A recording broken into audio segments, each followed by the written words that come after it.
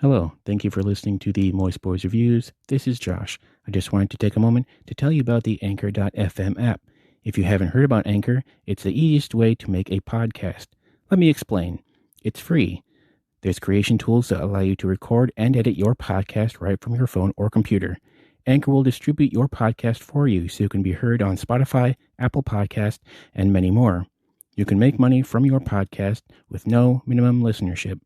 It's everything you need to make a podcast in one place. Download the free Anchor app or go to anchor.fm to get started.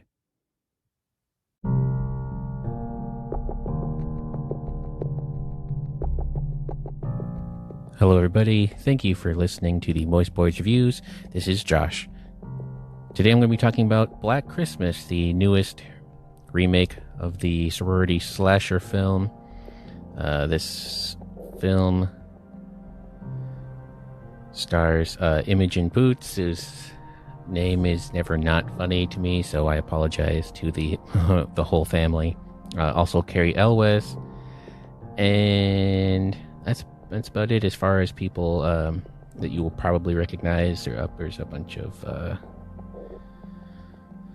actors here that have been in other projects, but smaller roles, I should say. So this film was directed by Sophia Takal, who co-wrote it with April Wolf.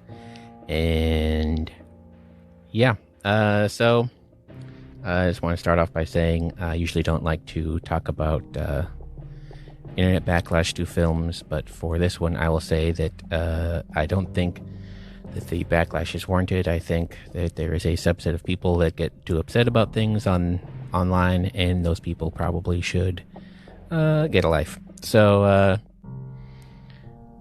as far as the actors go, everyone does a fine enough job with what they are given.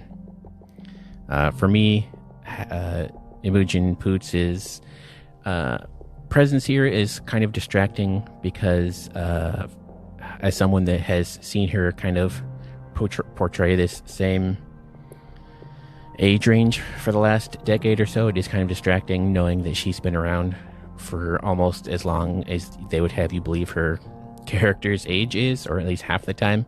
So I think that is a little distracting where she's playing someone significantly younger. There are several other actors here that are around the same age, and you typically get that in films where people play significantly younger than they really are. But for her, I think it's very distracting because she has been someone that has been around for so long.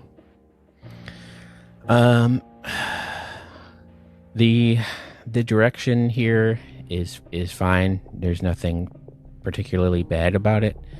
Nothing incredibly bad. I think the most distracting thing in this film is that you can see the seams where this was cut down from an R-rated film to a PG-13 film, and I think that was not very expertly done and is very rough around the edges where those cuts needed to be made, particularly in the dialogue and violence. I think there's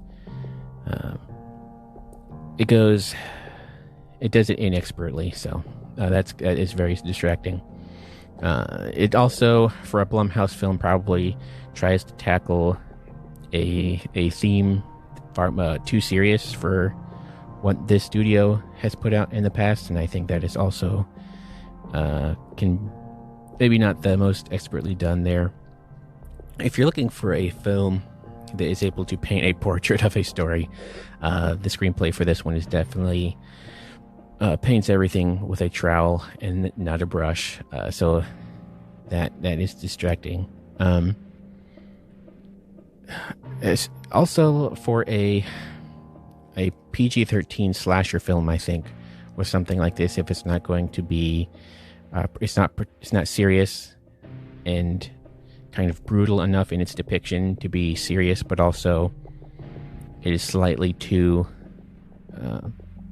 realistic to be any fun. So if you are looking for a fun slasher film, I think this is not going to satiate that for you. But if you're looking for something that is serious and takes it the subject seriously and also does it well, I also don't think this will be what you're looking for. That being said, there are many worse films out there that you could be watching.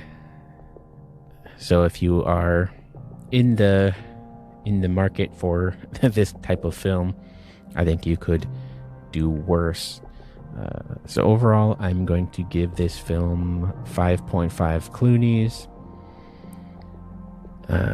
There's nothing particularly special about it. There are some very rough edges around the screenplay and editing that are distracting, but it also does not deserve the level of stupidity being hurled at it from the dark corners of the internet. Thank you for listening to the Moist Boys Reviews. Check us out over on Moist Boys Podcast, where we are entering the end game of our Star Wars run, so you can check that out. And we'll be back next time with more reviews.